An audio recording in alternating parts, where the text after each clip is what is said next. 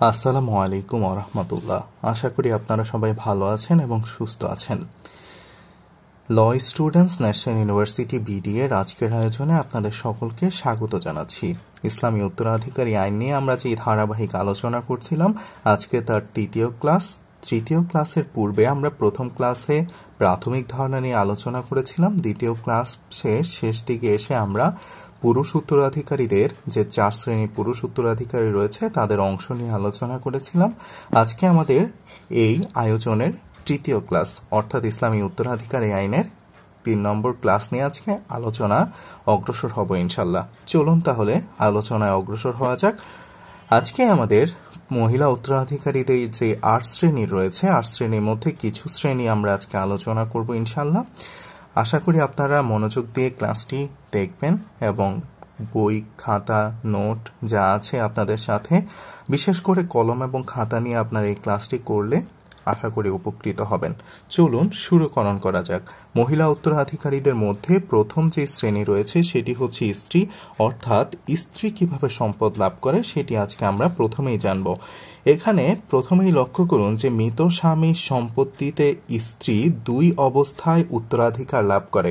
আমরা বিগত ক্লাসেও কিন্তু একবার স্ত্রী কিভাবে সম্পদ লাভ করে সেটা একটু ছোট পরিসরে আলোচনা করেছিলাম।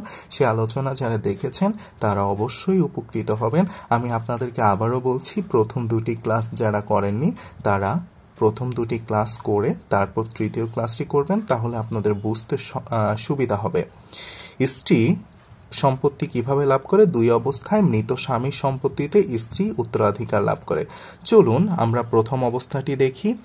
স্বামীর মৃত্যু হলে স্ত্রী নিঃসন্তান অবস্থায় থাকলে স্ত্রী স্বামীর সম্পূর্ণ সম্পত্তির 4 ভাগের 1 অংশ লাভ করে। 4 ভাগের 1 অংশ কখন লাভ করে? যখন স্বামী মারা যায় এবং স্ত্রী এবং স্বামী ওই দম্পতি যদি নিঃসন্তান হয়, অর্থাৎ নিঃসন্তান হলে স্ত্রী স্বামীর সম্পত্তির সম্পূর্ণ সম্পত্তি 4 ভাগের 1 ভাগ উত্তরাধিকার হিসাবে লাভ করে। তাহলে আমরা প্রথম যেই অবস্থাটা দেখলাম সেটা নিয়ে যদি একটি উদাহরণ দেই, ধরেন যে মৃত ক তিনি হচ্ছে স্ত্রী রেখে গিয়েছেন আর হচ্ছে পিতা রেখে গিয়েছেন, মানে মৃত ব্যক্তির পিতা এবং স্ত্রী হচ্ছে জীবিত আছে। এখন মৃত ব্যক্তির সম্পদ যদি আমরা ধরে নিই যে 12% মোট সম্পদ, তাহলে স্ত্রী কত পাবে বলেন তো? 12 যেহেতু কোনো সন্ততি নেই, তাহলে 12 4 ভাগের 1 ভাগ, ঠিক আছে? তো 3 4 হচ্ছে 12, তাহলে 3 অংশ। আর পিতা হচ্ছে বাকি যেই সম্পত্তি আছে, অর্থাৎ হচ্ছে পিতা হচ্ছে অবশিষ্টভোগী, বা হচ্ছে আমরা গত ক্লাসে বলেছিলাম অবশিষ্টভোগীর আরবি একটা শব্দ আছে আসাবা। এই আসাবা হিসাবে 12 থেকে 3 বিয়োগ দিলে থাকে হচ্ছে 9, অর্থাৎ হচ্ছে অবশিষ্টভোগী হিসাবে পিতা 9 অংশ সম্পদ লাভ করবে। ঠিক আছে, বুঝতে পেরেছেন আশা করি। 3 আর 9 হচ্ছে 12%। অর্থাৎ যদি তাদের কোনো সন্তানাদি না থাকে, এমন অবস্থায় যদি স্বামীর মৃত্যু হয়, তাহলে স্ত্রী সম্পূর্ণ সম্পদের 4 ভাগের 1 অংশ উত্তরাধিকার লাভ করবে। এবার আসেন যে দ্বিতীয় অবস্থাটা একটু আমরা দেখি। দ্বিতীয় অবস্থায় মানে স্ত্রীর দ্বিতীয় অবস্থায় বলছে যে মৃতের স্বামীর সম্পত্তিতে স্ত্রী উত্তরাধিকারের ক্ষেত্রে যদি তাদের সন্তান থাকে, তবে স্ত্রী পাবে 8 ভাগের 1 ভাগ সম্পত্তি। ঠিক আছে, 8 ভাগের 1 অংশ সম্পত্তির হচ্ছে 8 ভাগের 1 অংশ পাবে হচ্ছে স্ত্রী। আশা করি এটা বোঝারই কথা। প্রথম অবস্থায় আমরা দেখেছিলাম যে মৃত স্বামী এবং স্ত্রী তাদের যদি কোনো সন্তান না থাকে তবে স্ত্রী পায় 4 ভাগের 1। আর হচ্ছে দ্বিতীয় অবস্থায় আমরা দেখলাম যে যদি তাদের সন্তান থাকে, এই যে সন্তান থাকলে স্ত্রী পাবে মোট যেই সম্পত্তি রয়েছে স্বামীর অবশিষ্ট সম্পত্তির 8 ভাগের 1, মানে হচ্ছে মোট যে সম্পত্তি স্বামী রেখে গিয়েছে সেই সম্পত্তির 8 ভাগের 1। চলুন আমরা একটা উদাহরণ দেখি। যেমন মৃত ব্যক্তি, ধরলাম যে ক, তিনি স্ত্রী, যেহেতু সন্তান বলছে সেহেতু ধরলাম যে পুত্র, আর হচ্ছে পিতা, ধরলাম যে মাতাও রেখে মারা গেছে। তো স্ত্রী পাবে কত বলেন তো? এখানে স্ত্রী পাবে হচ্ছে 1/8 অংশ, পিতা পাবে হচ্ছে 1/6 অংশ, মাতাও পাবে 1/6 অংশ, আর পুত্র এখানে আসাবা হবে, আসাবা বা অবশিষ্ট ভোগী হবে। দেখেন এখানে মৃত স্বামীর সম্পত্তিতে যখন পুত্রের উপস্থিতি আছে তখন স্ত্রী পাবে 1/8 অংশ, যেহেতু মৃতের পুত্র আছে সেহেতু পিতা পাবে 1/6 অংশ এবং মাতা পাবে 1/6 অংশ। ঠিক আছে, তো পুত্র বাকি সম্পত্তিটি পাবে। এখন মৃতের সম্পত্তি যদি আমরা এখানে 8 ধরি তাহলে এখানে 8-এর 1/8 পেল, তাহলে 1% পেল। পিতা পেল হচ্ছে 8-এর 1/6 অর্থাৎ হচ্ছে 1.33 আসে। মাতাও পেল 8-এর 1/6 1.33 আসে। আর বাকি যে আসাবা সম্পত্তিটি থাকে এই তিনটা যোগ করে এইটা যোগ করে 8 থেকে যদি আমরা বিয়োগ করি তাহলে হচ্ছে থাকে হচ্ছে 4.34 শতক সম্পত্তি। তো এই আসাবা হিসাবে পুত্র কিন্তু এতটুকু লাভ করলো। দেখেন আপনারা স্ত্রীর দুইটা অবস্থা খুব সহজেই মনে রাখতে পারবেন। প্রথম অবস্থাটা হচ্ছে যদি মৃত স্বামীর সম্পত্তিতে স্ত্রী হচ্ছে 1/4 পাবে কখন? যখন স্ত্রী সন্তানহীন হয়, আর হচ্ছে 1/8 পাবে যখন ওই দম্পতি সন্তান থাকে। আশা করি এই দুইটি অবস্থা আপনারা বুঝতে পেরেছেন এবং এটা খুবই সহজ অবস্থা ছিল। চলুন আমরা সামনের দিকে অগ্রসর হই। পরবর্তী যেই অবস্থা যার অবস্থা নিয়ে আমরা আলোচনা করব তাই সে হচ্ছে ঔরসজাত কন্যা। অর্থাৎ ঔরসজাত কন্যা বলতে মৃত ব্যক্তির আপন কন্যাকে বোঝায়। অর্থাৎ হচ্ছে মৃত ব্যক্তির ঔরসে যে কন্যা জন্মগ্রহণ করেছে তাকে আমরা ঔরসজাত কন্যা হিসাবে জানি। ঔরসজাত কন্যারা 3 অবস্থা মানে ঔরসজাত কন্যাদের 3টি অবস্থায় উত্তরাধিকার সম্পত্তি লাভ করে। প্রথম অবস্থা যদি আমরা একটু সামনে অগ্রসর হই, প্রথম অবস্থায় যদি মৃত ব্যক্তির মাত্র একজন কন্যা থাকে, অন্য কোনো সন্তান না থাকে, তবে ওই এক কন্যা সম্পূর্ণ সম্পত্তির 2/1 অংশ অর্থাৎ হচ্ছে হাফ অংশ বা অর্ধাংশ উত্তরাধিকার হিসাবে লাভ করে। অর্থাৎ মৃত ব্যক্তির একজন কন্যা আছে, অন্য কোনো সন্তানাদি নেই, তাহলে কি করবে? ওই এক কন্যা সম্পূর্ণ সম্পত্তির 2/1 অংশ উত্তরাধিকার হিসাবে লাভ করবে। ঠিক আছে, তো আসুন আমরা এটা দিয়ে একটু উদাহরণ দেওয়ার চেষ্টা করি। ধরেন মৃত ব্যক্তি ক তিনি মারা যাওয়ার সময় রেখে গিয়েছেন হচ্ছে পিতা, মাতা, এক কন্যা, আর ধরলাম যে মৃত ব্যক্তির একজন ভাইও আছে। তো এখানে আসেন যে মাতা কিন্তু যদি এক কন্যা, যেহেতু কন্যা আছে মৃত ব্যক্তির সন্তানাদি আছে সেহেতু মাতা কিন্তু পাবে 1/6। হ্যাঁ, আমরা 1/6 এখানে যদি পূর্ণাঙ্গ সম্পত্তি 6 ধরি তাহলে 6-এর 1/6 পাবে মাতা, কন্যা পাবে হচ্ছে 6-এর অর্ধেক অংশ। ঠিক আছে, আর পিতা পাবে হচ্ছে আসাবা হবে পিতা। অর্থাৎ আমরা এখানে দেখলাম যে 6 কাটা গেলে থাকে 1, এখানে দেখলাম 3 দুগুণে হচ্ছে 6 3, আর পিতা আসাবা হিসাবে হচ্ছে বাকি 2% সম্পদ লাভ করবে। এইখানে ভাই লক্ষ্য করুন পিতার উপস্থিতিতে, পিতার বর্তমানে বঞ্চিত, কারণ পিতা যখন আছে তখন পিতার এই ভাই হচ্ছে কিন্তু এই মৃতর ভাই। ঠিক আছে, তো এই মৃতের ভাইয়ের পিতা কিন্তু ঠিক আছে, এই ভাইয়েরও পিতা কিন্তু এই ব্যক্তি, তাহলে পিতার বর্তমানে হচ্ছে ভাই বঞ্চিত হয়ে যাবে।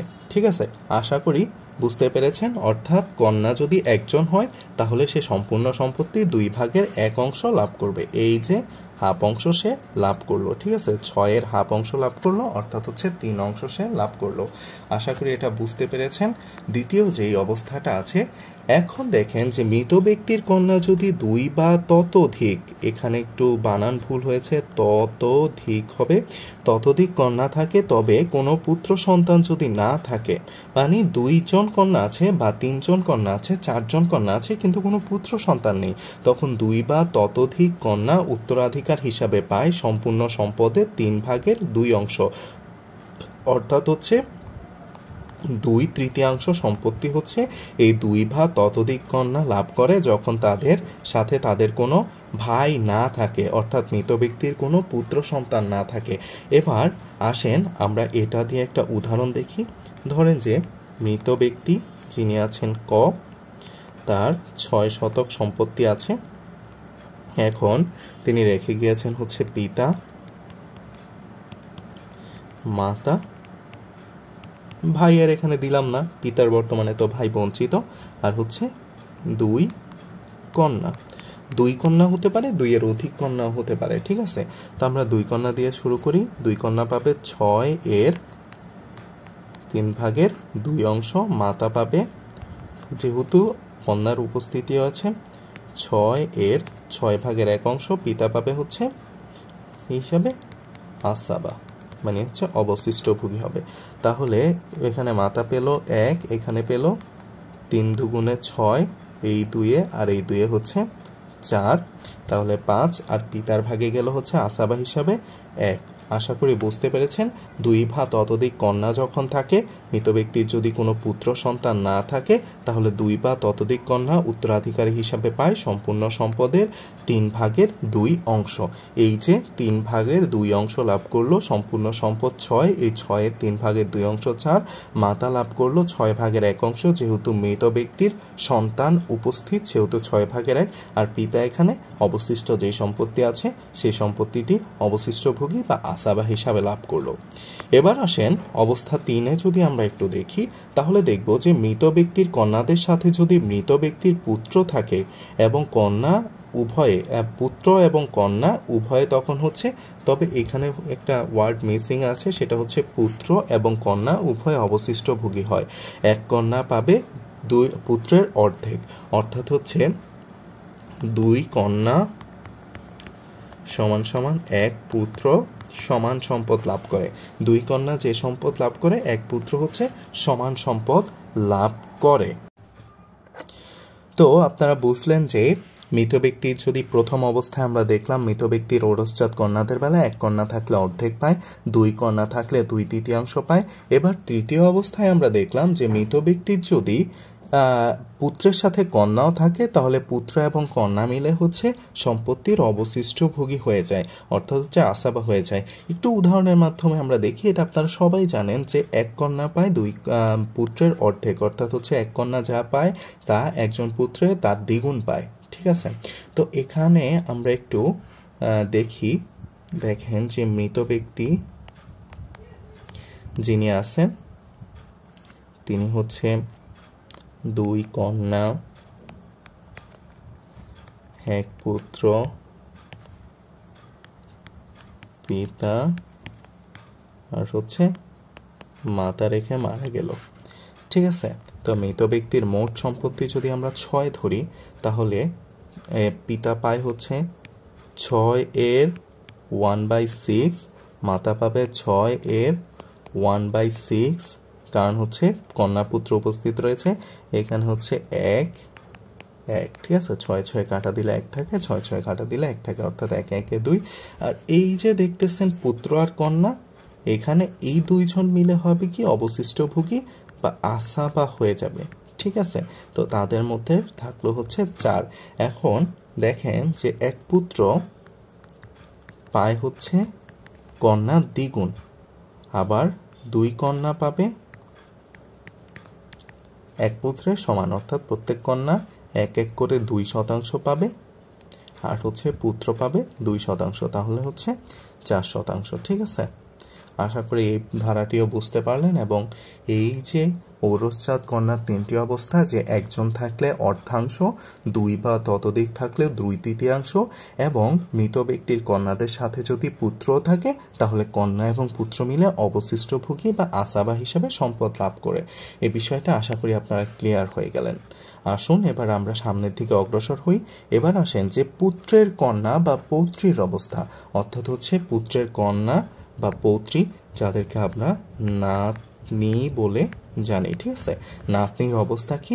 পুত্রের কন্যা 6টি অবস্থা। উত্তরাধিকারীর ক্ষেত্রে পুত্রের কন্যা হচ্ছে 6টি অবস্থা, বা পুত্রের কন্যা বা পৌত্রীর অবস্থা কয়টি বলুন তো? মনে মনে আপনারা বলতে থাকবেন যে 6টি অবস্থা। আমার সাথে সাথে যদি বলেন তাহলে আপনারা আরও ক্লিয়ার হয়ে যাবেন ইনশাল্লাহ। তো পুত্রের কন্যার প্রথম অবস্থায় যদি আমরা একটু দেখি, তাহলে মৃত ব্যক্তির যে ঔরসজাত কন্যাদের অনুপস্থিতিতে, অর্থাৎ হচ্ছে এতক্ষণ যেই কন্যাদের সম্পর্কে আমরা জানলাম, ঔরসজাত কন্যা বা আপন কন্যা, মৃত ব্যক্তির নিজের কন্যার অনুপস্থিতিতে একমাত্র পুত্রের কন্যা থাকিলে একজন মাত্র, মানে হচ্ছে একজন মাত্র পুত্রের কন্যা বা পৌত্রী বা নাতনি আছে থাকিলে সে সম্পূর্ণ সম্পত্তি 2/1 অংশ পায়। অর্থাৎ হচ্ছে সম্পূর্ণ সম্পত্তি 2/1 অংশ লাভ করে, মানে হচ্ছে হাফ অংশ হচ্ছে সে সম্পূর্ণ সম্পত্তির লাভ করে, ঠিক আছে। আমরা এই ধারাটি আবার একটু বুঝেন যে মৃত ব্যক্তি নিজের কোনো কন্যা সন্তান নেই, এখন হচ্ছে পুত্রও নেই, কেউ নেই, এখন হচ্ছে তার আছে কি হচ্ছে মৃত ব্যক্তির একজন মাত্র পুত্রের কন্যা থাকিলে সে সম্পত্তির 2/1 অংশ পায়। এবার উদাহরণের সাহায্যে আমরা একটু দেখার চেষ্টা করি। ধরেন মৃত ব্যক্তি যিনি ছিলেন তিনি হচ্ছেন 1% জায়গা রেখে মারা গেছেন। এখন মৃত ব্যক্তি রেখে গেছেন কাকে? এক পৌত্রী। পৌত্রী বুঝেন তো? পৌত্রী হচ্ছে কিন্তু পুত্রের কন্যা, আর হচ্ছে রেখে গেছেন ভাই একজন, বোন একজন। তো এখন এই মৃত ব্যক্তির এক পৌত্রী হচ্ছে 1/1 অর্ধাংশ লাভ করবে, আর এই ভাই বোন মিলে হচ্ছে আসাবা হিসাবে বাকি সম্পত্তি লাভ করবে। অর্ধেক অংশ থাকলে ভাই বোন 2 মিলে হচ্ছে অর্ধেক অংশ লাভ করবে, ঠিক আছে। আশা করি আপনারা হচ্ছে এই উদাহরণটি বুঝতে পেরেছেন এবং এই অবস্থাটি সম্পর্কে সম্পূর্ণ ক্লিয়ার হয়েছেন। আসুন আমরা একটু সামনের দিকে অগ্রসর হই। সামনের দিকে অগ্রসর হয়ে দ্বিতীয় অবস্থাটিতে আমরা দেখি যে মৃত ব্যক্তির ঔরসজাত কন্যাদের অনুপস্থিতিতে যদি 2 বা ততোধিক পুত্রের কন্যা থাকে, প্রথমত হচ্ছে শর্ত হচ্ছে ঔরসজাত কন্যাদের অনুপস্থিতি, এবং প্রথম অবস্থায় আমরা দেখলাম যে একজন মাত্র কন্যা আছে, এখানে হচ্ছে 2 বা ততোধিক পুত্রের কন্যা 2 জন থাকতে পারে বা 2 এর বেশিও থাকতে পারে, তবে পাবে সম্পূর্ণ সম্পত্তির 3/2 অংশ তারা লাভ করবে। ওই যে কন্যাদের ক্ষেত্রে আমরা যা পড়ে আসছি, এখানেও কিন্তু সেম, 2 বা ততোধিক কন্যা যদি থাকে তাহলে সে 2/3 পাবে। আবার যদি এখানে কন্যাদের অনুপস্থিতিতে 2 বা ততোধিক পুত্রের কন্যা থাকে, তাহলেও সে কি হবে, যে এই যে 2/3 সম্পত্তি লাভ করবে। তাহলে এখানে দেখেন যে মৃত যে ব্যক্তি আছে তার ধরেন যে সম্পত্তিটা একটু বাড়ায় ধরি, 1% ধরলাম, আপনাদের মনে করতে পারেন যে মৃত ব্যক্তি আবার গরিব কিনা। তো ধরেন যে মৃত ব্যক্তির ভাই আছে আর 2 পৌত্রী আছে। তো ভাই হচ্ছে লাভ করে হচ্ছে, মৃত ব্যক্তির পৌত্রী লাভ করে হচ্ছে কত বলেন তো? 2/3 সম্পদ, মোট সম্পত্তির 2 জন যেহেতু আছে, তো 2 জনের হচ্ছে মোট সম্পত্তির 2/3, মোট সম্পত্তি 6, তাহলে 3 দুগুণে 6, 2 দুগুণে হচ্ছে 4, আর ভাই হচ্ছে কি আসাবা হিসেবে সম্পদ বাকি অংশ লাভ করবে, আসাবা হিসেবে 2 অংশ লাভ করে, ঠিক আছে। তো বুঝতে পারলেন যে দ্বিতীয় অবস্থাটি আপনারা হচ্ছে ক্লিয়ার হলেন। এবার আসেন যে অবস্থা 3, মৃত ব্যক্তির এক কন্যার বর্তমানে মৃত ব্যক্তির পুত্রের কন্যা পায় 6/1 অংশ। অর্থাৎ মৃত ব্যক্তির যদি একজন কন্যা থাকে, প্রথম 2 অবস্থায় দেখলাম যে মৃত ব্যক্তির কোনো কন্যা সন্তান নেই, এখন আমরা দেখলাম যে মৃত ব্যক্তির কন্যা সন্তানের বর্তমানে মৃত ব্যক্তির পুত্রের কন্যা পায় 6/1 অংশ। অর্থাৎ হচ্ছে মৃত ব্যক্তির পুত্রের কন্যা পায় একজন কন্যার উপস্থিতিতে 6/1 অংশ। এবার আমরা তৃতীয় অবস্থাটি উদাহরণের মাধ্যমে একটু দেখতে চেষ্টা করি যে মৃত ব্যক্তি যিনি আছেন তার ধরেন যে 6 শতক জায়গা আছে, এখন হচ্ছে মৃত ব্যক্তির হচ্ছে রেখে মারা গেল, ধরেন যে ভাই আছে আর হচ্ছে একটা কন্যা আছে, এক কন্যা, আর হচ্ছে পৌত্রী লিখি যে 2 পৌত্রী, মানে হচ্ছে 2 জন হচ্ছে নাতনি রেখে মারা গেছে। এখন এই 2 জন নাতনি কি পাবে বলেন তো? মানে এই পৌত্রীরা হচ্ছে এইখানে 2 পত্নী থাকুক 3 পত্নী থাকুক, যেহেতু কন্যা একজন আছে মৃত ব্যক্তির, সেই ক্ষেত্রে কন্যা থাকার কারণে পৌত্রীরা পাবে সম্পূর্ণ সম্পত্তির 6/1 অংশ। এই যে 6/1 অংশ, ঠিক আছে? সম্পূর্ণ সম্পত্তি 6 এর 6/1 অংশ। এই 6 6 কাটলে পাই 1। এক কন্যা, মৃত ব্যক্তির এক কন্যা কত অংশ পায় বলেন তো? জানেন তো আপনারা কত অংশ পায় মৃত ব্যক্তির এক কন্যা? হাফ অংশ পায়। একটু আগেই পড়ে আসছেন ঔরসজাত কন্যার থেকে, 6 এর হাফ অংশ, অতএব হচ্ছে 3 দুগুণে 6 অংশ। এই 3 আর 1 4, ভাই তাহলে আসাবা হবে, ঠিক আছে? আসাবা হয়ে সে পেয়ে গেল হচ্ছে বাকি 2 অংশ, ঠিক আছে? এখানে একটু বলি যে মৃত ব্যক্তির এই যে কন্যা, হ্যাঁ, এক কন্যার উপস্থিতিতে পৌত্রীরা কেন সম্পত্তি পায়? কারণ রাসূল সাল্লাল্লাহু আলাইহি ওয়াসাল্লাম কিন্তু বলেছেন, ঠিক আছে, যে স্ত্রীরা মানে সম্পূর্ণ সম্পত্তির 2/3 অংশ হচ্ছে স্ত্রীদেরকে, মানে যেই মহিলারা আছে পরিবারের তারা লাভ করবে।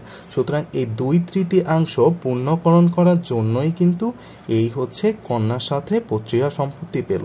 এটা একটু কঠিন বিষয়, আপনারা সহজভাবে মনে রাখেন যে মৃত ব্যক্তির এক কন্যার বর্তমানে মৃত ব্যক্তির পুত্রের কন্যা বঞ্চিত হয় না, সে সম্পূর্ণ সম্পত্তি 6/1 অংশ লাভ করে।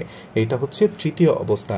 এবার অবস্থা 4-এ আসেন যে মৃত ব্যক্তির 2 ভাগের বা 2 বা ততোধিক, এখানে হবে 2 বা ততোধিক কন্যা যদি বর্তমান থাকে, তবে মৃত ব্যক্তির পুত্রের কন্যাগণ অর্থাৎ পৌত্রীগণ উত্তরাধিকার বঞ্চিত হয়ে যান, ঠিক আছে? আশা করি আপনারা এই ধারাটি একেবারে সহজ একটি ধারা, যে মৃত ব্যক্তির 2 বা ততোধিক যদি কন্যা থাকে তাহলে মৃত ব্যক্তির পৌত্রীগণ হচ্ছে বঞ্চিত হয়ে যায়। এক কন্যা থাকলে আমরা দেখেছি যে 1/6 লাভ করে, কিন্তু 2 বা ততোধিক কন্যা থাকলে হচ্ছে কি হয়, বঞ্চিত হয়ে যায়। এবার আমরা এটার উদাহরণটা একটু দেখতে চেষ্টা করি, যে মৃত যার হচ্ছে 6% জায়গা আছে ধরলাম, সে রেখে মারা গেল হচ্ছে ভাই,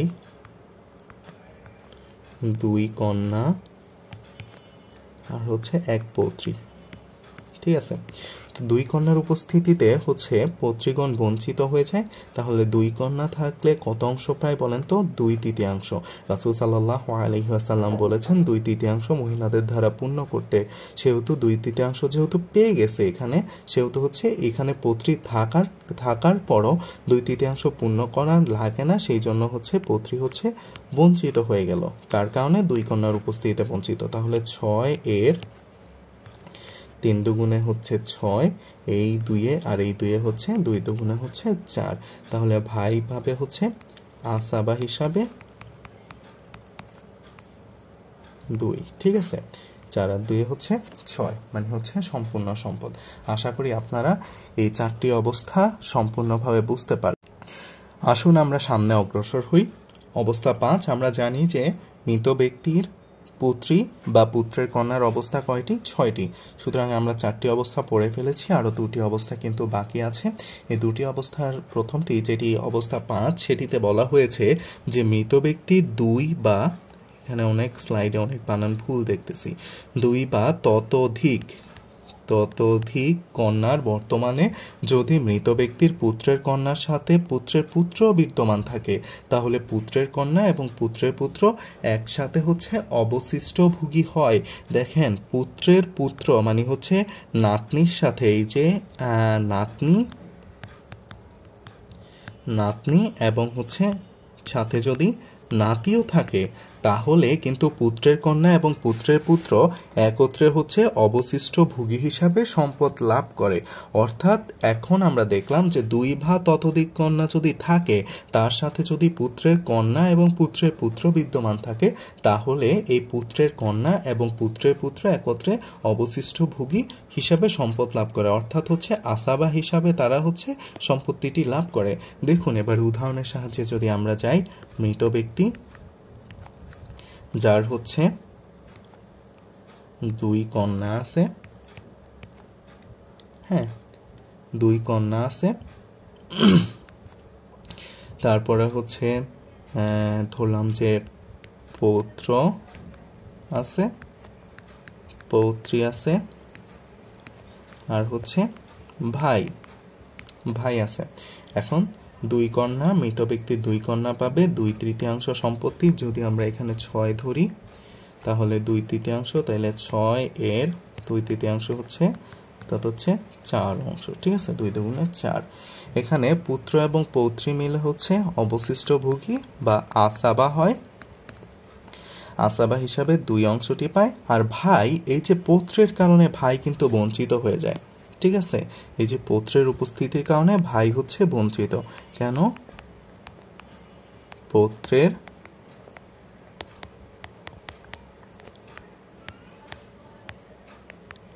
পৌত্রের বর্তমানে হচ্ছে এই ভাই হচ্ছে বঞ্চিত হয়ে যায়।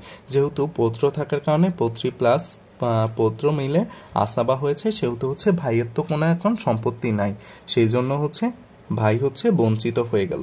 ঠিক আছে, এবার আসেন যে অবস্থা 6। মৃত ব্যক্তির পুত্রের বর্তমানে মৃত ব্যক্তির পুত্রের পুত্র থাকুক আর পুত্রের কন্যা থাকুক, উভয়ে কিন্তু উত্তরাধিকার বঞ্চিত হয়। অর্থাৎ হচ্ছে মৃত ব্যক্তির যদি পুত্র থাকে, ঠিক আছে, তাহলে মৃত ব্যক্তির পুত্রের পুত্র থাকুক আর পুত্রের কন্যাই থাকুক, উত্তরাধিকার তারা হচ্ছে বঞ্চিত হয়ে যাবে মৃত ব্যক্তির পুত্রের উপস্থিতিতে। আসুন আমরা উদাহরণের মাধ্যমে দেখি। ধরেন যে মৃত ব্যক্তি যার 6% সম্পদ আছে, এই 6% সম্পদের মধ্যে মৃত ব্যক্তির ভাই আছে, পুত্র, সবাই দিয়ে দিই, কন্যা, পৌত্র, পৌত্রী। ঠিক আছে, তো এই পুত্রের উপস্থিতিতে হচ্ছে পৌত্র পৌত্রী হচ্ছে বঞ্চিত হয়ে যায়। হ্যাঁ, ভাইও কিন্তু এই পুত্রের উপস্থিতিতে পুত্রের উপস্থিতিতে হচ্ছে বঞ্চিত হয়ে যায়।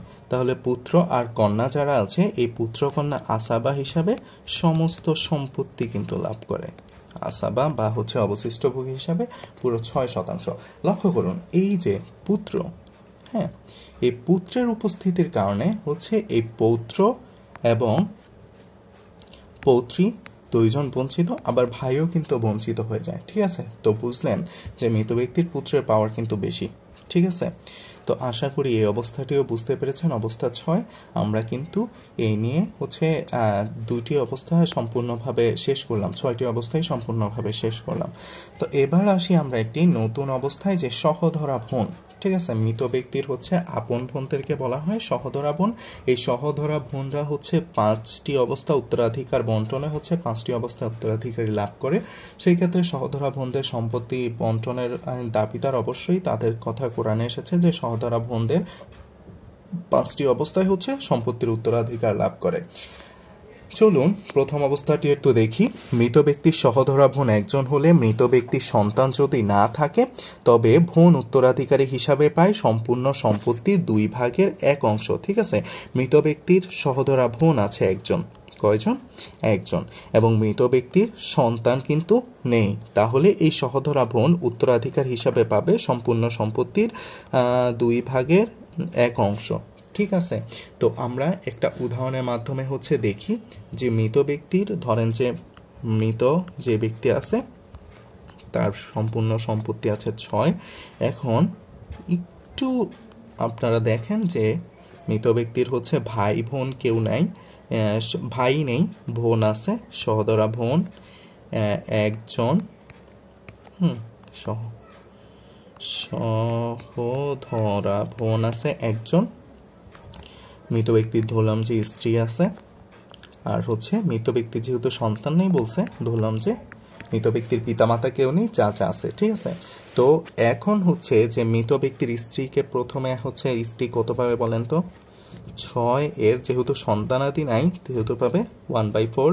মৃত ব্যক্তির সহধরা বোন যেহেতু একজন আছে সেহেতু হচ্ছে সে অর্ধেক সম্পদ লাভ করবে, 6 এর হাফ অংশ। আর হচ্ছে কত থাকে দেখেন তো, 2, 3, আর হচ্ছে 4 দিয়ে 6 রে কাটলে থাকে হচ্ছে 1.5। ঠিক আছে, 3, 4.5, 3 4.5, আর এখানে পায় হচ্ছে চাচা 1.5% পায় কি হিসাবে, যেহেতু আর কোনো উত্তরাধিকারী নেই, এখানে চাচা অবশিষ্ট ভোগী হিসাবে, আসাবা হিসাবে 1.5% অংশ পেয়ে যায়।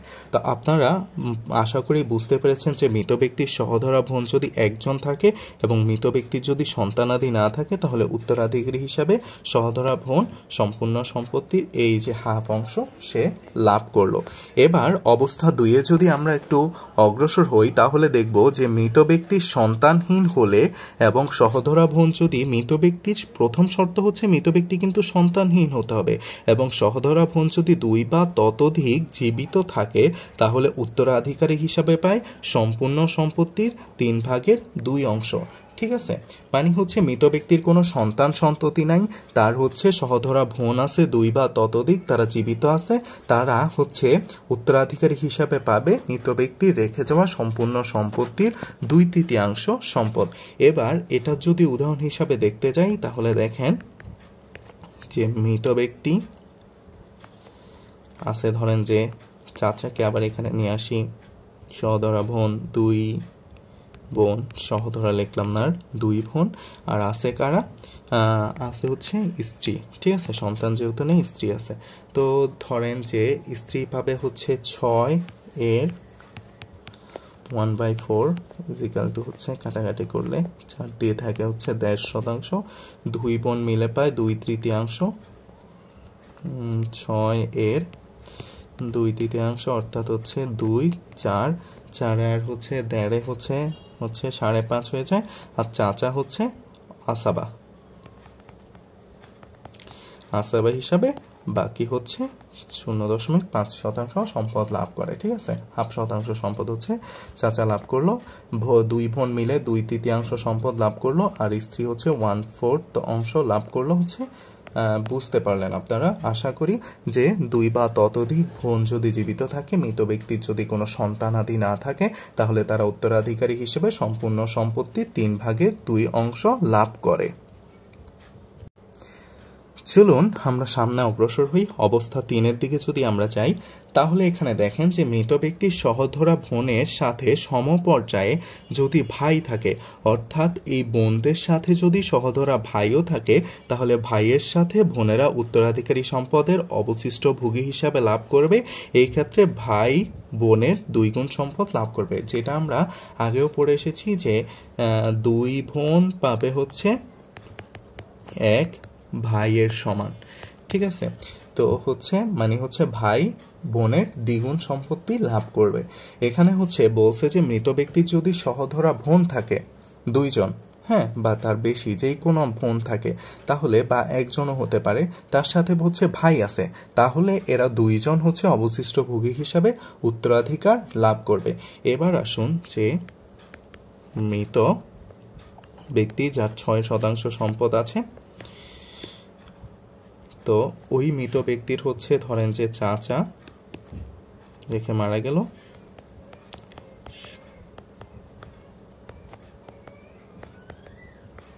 ভাই, সহধর বোন, আর হচ্ছে স্ত্রী। ঠিক আছে, তো এখানে রেখে মারা গেল হচ্ছে চাচা, সহদর ভাই, সহদর বোন, আর হচ্ছে স্ত্রী রেখে হচ্ছে মারা গেল। ঠিক আছে, মৃত ব্যক্তি। এখন আপনারা জানেন যে স্ত্রী পাবে 6 এর 1/4, যেহেতু তাদের মৃত ব্যক্তিদের কোনো কি নেই, সন্তানাদি নেই। তো সহদরা ভাই বোন এখানে কিন্তু আসাবা হিসাবে সম্পত্তিটি লাভ করবে। এই আসাবা হিসাবে সম্পত্তিটি লাভ করবে সহদরা ভাই বোন, যেহেতু এখানে বলছে দেখেন যে সহদরা বোনদের সাথে সমপর্যায়ে যদি ভাই থাকে, অর্থাৎ সহদরা ভাই থাকে, তাহলে উত্তরাধিকারী সম্পত্তি লাভ করবে অবশিষ্ট ভোগী বা আসাবা হিসাবে। ঠিক আছে, তো আসাবা হিসাবে এরা বাকি অংশ লাভ করলো। এই স্ত্রী পেল হচ্ছে স্ত্রী এখানে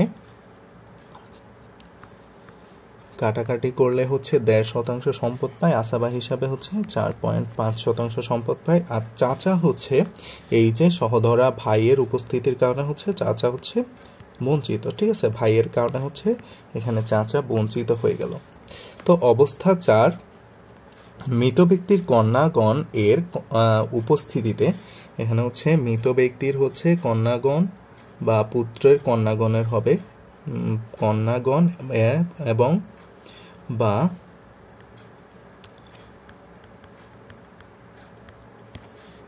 পুত্রের কন্যাগণের উপস্থিতিতে সহধরা বোন অবশিষ্ট ভোগী হিসাবে উত্তরাধিকার লাভ করে। আমরা মোটামুটি এতক্ষণ পর্যন্ত দেখলাম যে অবশিষ্ট ভোগী যে হবে সে কিন্তু পুরুষ ব্যক্তি হয়। এই ক্ষেত্রে প্রথম আমরা দেখলাম যে মৃত ব্যক্তির কন্যাগণ বা পুত্রের কন্যাগণের উপস্থিতিতে সহধরা বোন কি হয়, অবশিষ্ট ভোগী বা আসাবা হয়। অর্থাৎ হচ্ছে মহিলা উত্তরাধিকার হিসাবে প্রথমবারের মতো আমরা দেখলাম যে কেউ অবশিষ্ট ভোগী হয়, সে কে, সহধরা বোন। কখন? মৃত ব্যক্তির যদি কন্যা থাকে বা পুত্রের কন্যাগণের উপস্থিতিতে। এখন আসেন আমরা উদাহরণটা দেখি। মৃত ব্যক্তির কন্যা এবং পুত্রের কন্যার উপস্থিতিতে সহধরা বোন অবশিষ্ট ভোগী হয়। তাহলে মৃত ব্যক্তি থাকবে কে কে? কন্যা একজন, পুত্রের কন্যা, এক কন্যা ধরলাম পুত্রের, আর হচ্ছে মৃত ব্যক্তির সহধরা বোন। ঠিক আছে, তো মৃত ব্যক্তির একজন কন্যা, পুত্রের কন্যা, এক কন্যা পাবে কত অংশ বলেন তো? হাফ অংশ। কত এর? মৃত ব্যক্তির সম্পূর্ণ সম্পদ যদি আমরা 6 ধরি তাহলে 6 এর হাফ অংশ, অর্থাৎ হচ্ছে 3।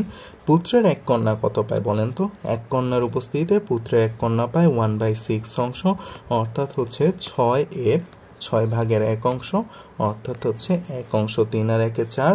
আর সহধরা বোন যেহেতু এখানে কি হয়, সহধরা বোন হয় আসাবা হিসাবে বাকি 2 মানে 2 অংশ সম্পত্তি লাভ করে। ঠিক আছে, বুঝতে পারছেন তো? মৃত ব্যক্তির যদি কন্যা থাকে বা হচ্ছে পুত্রের কন্যা থাকে, এই 2 জনের উপস্থিতিতে হচ্ছে সহধরা বোন অবশিষ্ট ভোগী বা আসাবা হিসাবে হচ্ছে উত্তরাধিকারী সম্পদ লাভ করে। ঠিক আছে, তো আসেন অবস্থা 5-এ আমরা দেখি। মৃত ব্যক্তির পিতা বা পুত্রের বর্তমানে সহধরা বোনগণ উত্তরাধিকার বঞ্চিত হয়। অর্থাৎ হচ্ছে মৃত ব্যক্তির যদি পিতা থাকে বা পুত্র থাকে তাহলে হচ্ছে সহধরা যে বোনরা আছে এই বোনেরা হচ্ছে উত্তরাধিকার বঞ্চিত হয়। এবার আসেন আমরা একটু দেখি যে মৃত ব্যক্তি রেখে গেল কাদেরকে কাদেরকে। একটু বড় করে আমরা দেখি এটা একটু, যে মৃত ব্যক্তি ধরেন যে পিতা রাখছে, মানে পিতা রেখে মারা গেছে, মাতাও আছে মৃত ব্যক্তির, পুত্র আছে, স্ত্রী আছে, ঠিক আছে, আর হচ্ছে ধরেন যে সহধরা বোন আছে। ঠিক আছে, তো পিতা পায়, ধরেন যে মৃত ব্যক্তির 6 যদি ধরি আমরা এখানে, তাহলে পিতা পায় 6 এর, যেহেতু হচ্ছে পুত্র বর্তমান আছে তাহলে হচ্ছে মৃত ব্যক্তির পুত্রের কারণে 6 এর 6 ভাগের 1 ইজিক্যাল টু হচ্ছে 1%। মাতাও ঠিক 6 ভাগের 1 পায়, কত? 6 এর 6 ভাগের 1 পায় হচ্ছে 1%। পুত্র স্ত্রীকে আগে দিয়ে নেই, তারপর এই স্ত্রী, মৃত ব্যক্তি যেহেতু পুত্র আছে, স্ত্রী পায় 8 ভাগের 1, কত? 6 এর 8 ভাগের 1। তাহলে 6 এর 8 ভাগের 1-এ আসে হচ্ছে এটা 0.75 অংশ। ঠিক আছে, এই 0.75 অংশ পেল। এখন হচ্ছে আর হচ্ছে সহধরা বোন হচ্ছে পুত্রের কারণে হচ্ছে এই সহধরা বোন হচ্ছে বঞ্চিত, পুত্রের বর্তমানে বঞ্চিত, আর এখানে পুত্র হচ্ছে আসাবা হিসাবে সম্পত্তিটি লাভ করবে, বাকি অংশ লাভ করবে। বাকি অংশ দেখেন 1 1 2.75, তাহলে পুত্র পাবে হচ্ছে 2.25। ঠিক আছে, মানে 6 থেকে 2.75 বাদ দিলে থাকে হচ্ছে 2.25। আশা করি আপনারা সহধরা বোন মানে হচ্ছে এই সহধরা বোনদের 5টি অবস্থা ছিল, এই 5টি অবস্থা বুঝতে পেরেছেন। সহধরা বোনের অবস্থাগুলো যদি আমরা আবার একটু রিপিট করি, সহধরা বোন একজন থাকলে, মৃত ব্যক্তির কোনো সন্তানাদি না থাকলে সেই সহধরা বোন পাবে কত? অর্ধেক সম্পত্তি। সহধরা বোন 2 বা ততোধিক থাকলে, মৃত ব্যক্তির কোনো সন্তানাদি না থাকলে 2/3 পাবে। সহধরা বোনের সাথে যদি সমপর্যায়ে ভাই থাকে তাহলে 2 ভাই বোন মিলে অবশিষ্ট ভোগী হবে। চতুর্থ অবস্থায় বলছে যে মৃত ব্যক্তির কন্যা এবং পুত্রের কন্যাগণের উপস্থিতিতে সহোদরা বোন অবশিষ্ট ভোগী হয়।